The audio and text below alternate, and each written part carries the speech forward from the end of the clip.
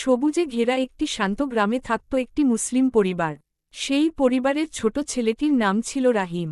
রাহিম ছিল খুব ভদ্র, পরিশ্রমী এবং মায়াবী স্বভাবের ছেলে। তার বাবা করিম আলী একজন সাধারণ কৃষক ছিলেন। প্রতিদিন ভোরে তিনি মাঠে কাজ করতে যেতেন। রাহিমের মা আয়েশা বেগম খুব স্নেহশীল একজন মানুষ ছিলেন। তিনি ঘরের সব কাজ করতেন এবং সন্তানদের খুব যত্ন করতেন। রাহিমের একটি ছোট বোন ছিল, তার নাম ছিল সুমি। সুমি সব সময় ভাইয়ের সাথে খেলতে ভালোবাসত। রাহিমও বোনটিকে খুব আদর করত। তাদের পরিবার খুব ধনী ছিল না, কিন্তু তাদের ঘরে ভালোবাসার কোনো অভাব ছিল না। প্রতিদিন ভোরে ফজরের আজানের সময় রাহিম তার বাবার সাথে ঘুম থেকে উঠত। বাবা তাকে নামাজ পড়তে শেখাতেন।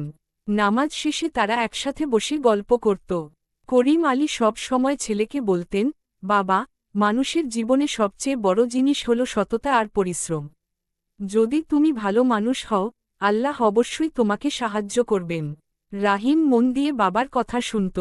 তারপর সে স্কুলে যেত। স্কুলে সে খুব মনোযোগ দিয়ে পড়াশোনা করত। শিক্ষকরা তাকে খুব পছন্দ করতেন, কারণ সে ছিল ভদ্র এবং সব সময় অন্যদের সাহায্য করত। একদিন স্কুল থেকে ফেরার পথে রাহিম দেখল গ্রামের এক বৃদ্ধ মানুষ রাস্তার পাশে বসে আছেন। তিনি খুব ক্লান্ত দেখাচ্ছিলেন। রাহিম কাছে গিয়ে জিজ্ঞেস করল, চাচা, আপনার কি হয়েছে? বৃদ্ধ মানুষটি বললেন, বাবা, আমি অনেক দূর থেকে হেঁটে এসেছি। খুব ক্লান্ত লাগছে। রাহিম সাথে থাকা পানির বোতলটি বের করে তাকে দিল এবং বলল, এই নিন চাচা, একটু পানি খান। বৃদ্ধ মানুষটি খুব খুশি হলেন।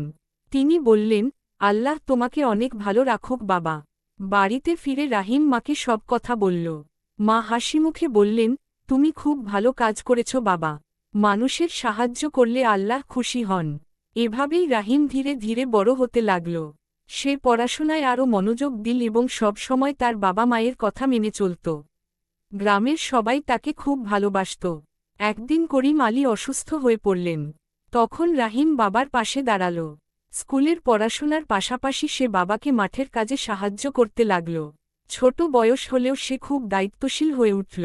মা আয়েশা বেগম একদিন ছেলেকে দেখে চোখে পানি নিয়ে বললেন, বাবা, তুমি সত্যিই আমাদের গর্ব।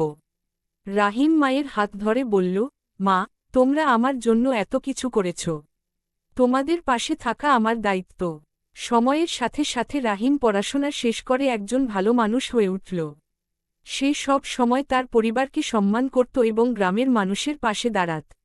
গ্রামের সবাই বলত, রাহিম সত্যিই একজন ভালো ছেলে। তার বাবা মা তাকে খুব সুন্দরভাবে মানুষ করেছেন।